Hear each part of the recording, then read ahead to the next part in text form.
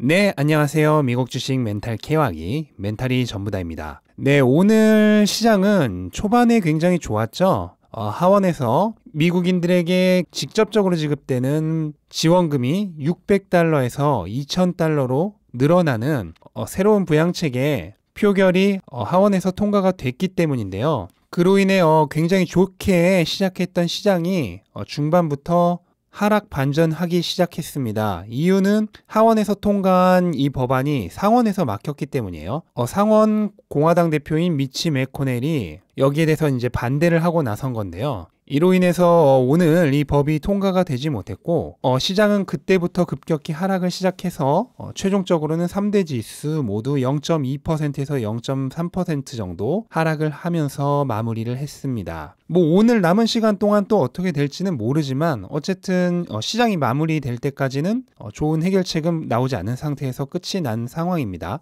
그래도 다행이라면 다행이랄 게 어쨌든 600달러의 지금 부양책은 통과가 되어 있는 상황이잖아요. 그래서 생각보다 시장이 그렇게 급락하지는 않았다 하는 점이 굉장히 위안을 삼을 수 있는 그런 부분입니다. 0.2%에서 0.3% 정도의 하락이면 사실 하락이라기보단 거의 약보합이잖아요.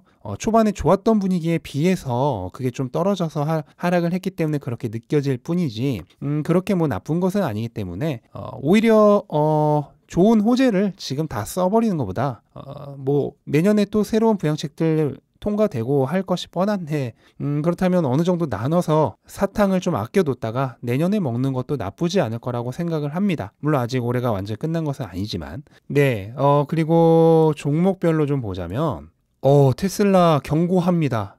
정말 생각지도 못하게 경고하고요. 지금 시장이 그렇게 빠지는 분위기에서 보시면은 전혀 장 후반까지도 빠지지 않고 오히려 장 초반보다 분위기가 더 좋았어요.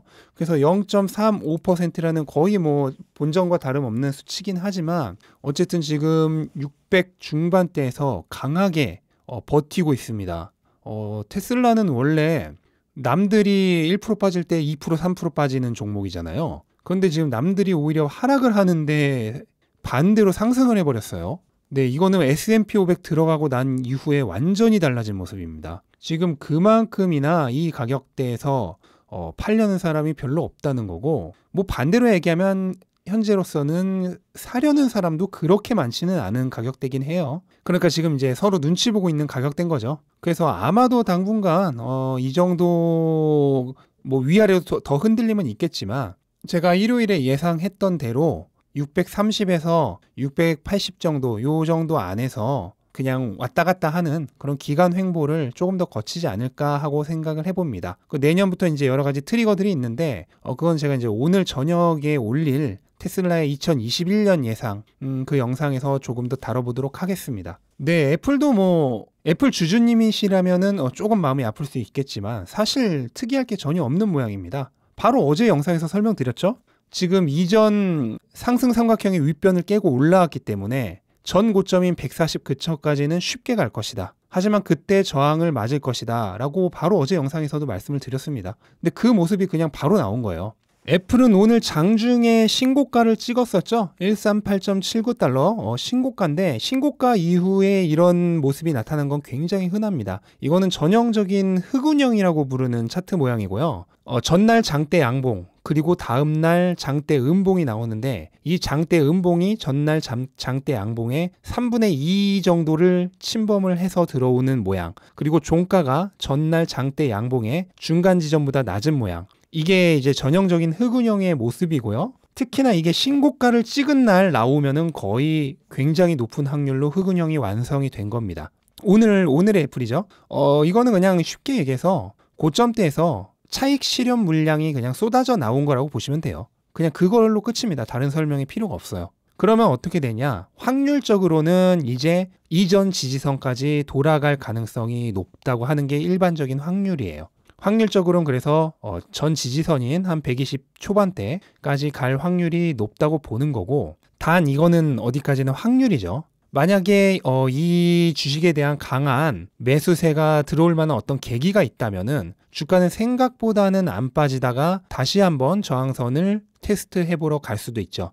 그래서 제가 항상 하는 말이 차트는 결국 확률이기 때문에 이거를 보고 미래를 예측해서 거래를 하려고 하지 말고 그냥 현재 사람들의 심리가 이렇구나 하는 거를 그냥 눈으로 보고 이해하는 그 정도로 삼으셔야 돼요. 거래는 철저히 기업의 미래 가치만을 보고 하고 차트는 그냥 재미로 눈으로 사람들의 심리를 쫓는다는 그런 그냥 영화 보는 듯한 마음으로 보셔야 됩니다. 여기서 신고가 찍고 흑운형 나왔네? 이제 팔았다가 지지선인 124에서 다시 들어가야지? 이거 하지 말자는 거예요. 물론 확률적으로는 그렇게 될 가능성이 높아요. 하지만 예상과 다르게 주식이 날아가 버리면 그 주식 이제 놓쳐버린다 그랬죠? 그 주식 놓치면 어떻게 돼요? 점점 이상한 주식 하게 된다는 거예요. 그러니까 그냥 차트는 영화처럼 즐겨라. 드라마처럼 일간 드라마입니다. 그냥 그렇게 즐기시고 절대 이거를 선행성, 그러니까 미래를 예측하는 도구라고 생각을 하시면 안 돼요. 네, 뭐 아마존도 비슷하죠. 삼각형의 윗변, 거기가 어느 정도 지금 저항이 되고 있는 모습입니다. 이 윗변을 쉽게 뚫고 위로 올라갈지 아니면 조금 더 저항을 맞을지는 뭐 그거는 아무도 예측을 못하지만 어쨌든 흐름은 지금 삼각형의 꼭대기를 향해 달려가고 있고 윗변을 지금 뚫으려고 부단히 노력은 하고 있다. 그냥 그 정도로 이해를 하시면 돼요. 엔비디아 많은 분들이 물어보시는데 엔비디아는 지금 현재 이제는 거의 삼각형이라기보다는 그냥 박스권에 가까운 느낌이라고 보시면 되고요. 현재 박스권 하단에 있는데 엔비디아 같은 경우에는 뭐 어떤 특별한 호재보다도 꾸준한 실적이 뒷받침돼 주어야 상승을 노려볼 수 있을 것 같습니다. 그래서 4분기 실적 타이밍 때 일단 한번 뭔가 기회가 오지 않을까 하는 생각은 해봅니다. 박스권인 종목 하나 더 있죠? 넷플릭스. 네, 엔비디아보다도 더 완벽하게 박스권입니다. 최근 흐름이 좋은 거는 이제 4분기 실적에 대한 기대감이죠. 4분기 실적 분명히 좋을 겁니다. 왜냐하면 사람들이 예상했던 것보다 코로나가 4분기에 더 강세를 펼쳤었거든요. 그러니까 당연히 집에 있던 사람들은 더 늘어났을 테고 넷플릭스의 가입자와 시청 시간은 늘어났을 겁니다. 그래서 4분기 좋을 것이고 다만 이제 백신이 퍼지면은 사람들이 넷플릭스를 안 보지 않겠냐 하는 그런 우려가 나오면서 박스권 상단에서 4분기 실적 발표 이후에 또다시 박스권으로 내려올 가능성도 무시할 수는 없다. 근데 오히려 이제 코로나라는 이슈가 사라지고 장기적으로 조금씩 성장하는 게 보이면 그때 다시 완전한 우상향 모양으로 바뀌지 않을까 하고 생각을 해봅니다. 네, 이렇게 개별 종목에 대해서 알아봤고 테슬라 소식 하나만 알아보고 끝낼게요. 유명한 우리들의 귀염둥이 중에 하나죠. 테슬라의 오랜 친구 오랜까 고든 존슨이 이번 4분기 테슬라의 인도량을 18만 3,500대라고 엄청나게 높게 잡았어요. 이거는 현재 시장 예측치 17만 4천 대를 거의 만 대나 초과를 하는 거고 가장 유명한 트위터인 트로이 테슬라이크의 예상 대수도 뛰어넘는 겁니다. 그런데 중요한 거는 그럼에도 불구하고 목표 주가는 $40로 잡았습니다. 뭐 어이가 없어서 웃음만 나오죠? 이 사람 나름 많이 높인 겁니다. 원래 처음에는 현재 주가 대비로는 약 $17 정도를 주장했던 사람이에요. 올해 한 중반까지만 해도. 그러니까 반년 만에 17에서 40으로 2배 이상 올리긴 한 겁니다. 근데 이 정도면은 사실 뭐 거의 저주에 가깝다고 봐야 되고 현재 이 사람 말은 아무도 믿고 있지 않고요. 조금 더 이제 현실적인 테슬라 약세론자 제프리 오스본 코엔 앤 컴퍼니라는 회사에 이제 소속된 애널리스트인데요. 이 사람이 테슬라에 12월 26일 테슬라 프리먼트 공장을 직접 내방을 해서 체크를 했고 그 결과 목표 주가를 $300에서 $380로 약 30% 가깝게 상승을 시켰습니다. 물론 지금 현재 주가보다는 훨씬 낮은 거지만 이게 왜 그러냐면 공장을 가봤더니 현재 지금 공장 돌아가고 있는 상태가 매우 견고했고 4분기 실적이 게임 체인저가 될 가능성이 높다고 얘기를 했어요. 게임 체인저란 말은 함부로 안 쓰는데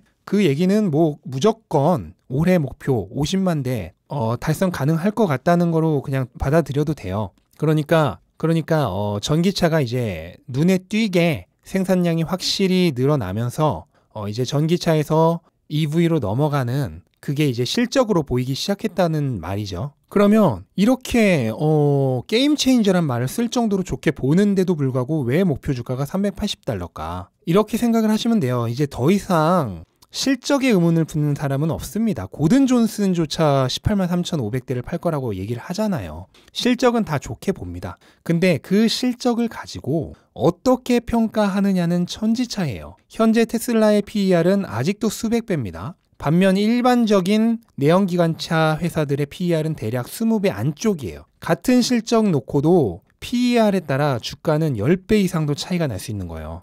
실적이 EPS가 똑같이 1이어도 PER을 10을 주면은 목표 주가는 10달러고 PER을 100을 주면은 목표 주가는 100달러가 되잖아요. 같은 실적에서 목표 주가가 10배도 차이가 날 수가 있는 겁니다.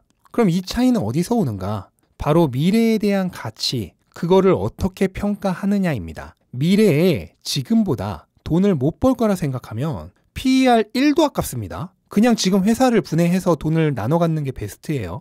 반면 미래에 지금의 수백 배를 벌 거라 생각되면 PER은 수천 배라도 아깝지 않아요. 그걸 어떻게 보느냐에 따라 같은 실적을 두고도 밸류에이션은 천지 차이가 나는 겁니다. 자동차 회사로 보는 사람들과 소프트웨어, 플랫폼 회사로 보는 사람들이 나뉘는 기준점이 되는 겁니다. 테슬라에 투자하고 있는 저희는 정말 다행입니다. 이렇게 자동차 회사로 보는 사람들까지 모두 테슬라를 플랫폼 업체로 보기 시작하면 그때는 어떻게 될까요? 그때는 더 이상 우리가 수량을 매집할 타이밍은 아예 사라질 겁니다. 제가 늘 하는 얘기죠. 모두가 바이를 외칠 때면 이미 늦다. 그리고 이런 이제 자동차 회사로서가 아니라 소프트웨어 플랫폼 회사로 나가기 위한 여러 가지 방아쇠, 트리거들이 앞으로 2021년에 많이 나올 거예요. 그래서 제가 오늘 저녁 영상에서는 그 부분에 대한 힌트가 될 만한 여러 가지 내용들, 내년에 기대되는 여러 가지 이벤트들, 이런 거를 좀 정리하는 영상을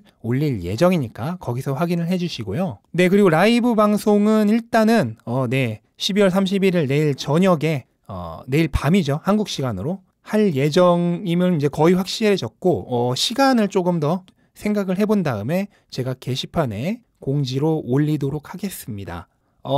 제가 한 번도 해본 적이 없어서 지금 과연 원활하게 진행될지 저는 지금 그게 가장 걱정이에요. 그래서 일단은 제가 테스트를 좀 더 해보고 시간까지 확정을 해서 제가 게시판에 올려드리도록 하겠습니다. 네, 영상 끝까지 시청해주셔서 정말 감사드리고요. 영상 도움이 되셨다면 구독과 좋아요 부탁드리고 영상 끝까지 봐주셔서 너무 감사드립니다. 모두 좋은 하루 되시기 바랍니다. 감사합니다.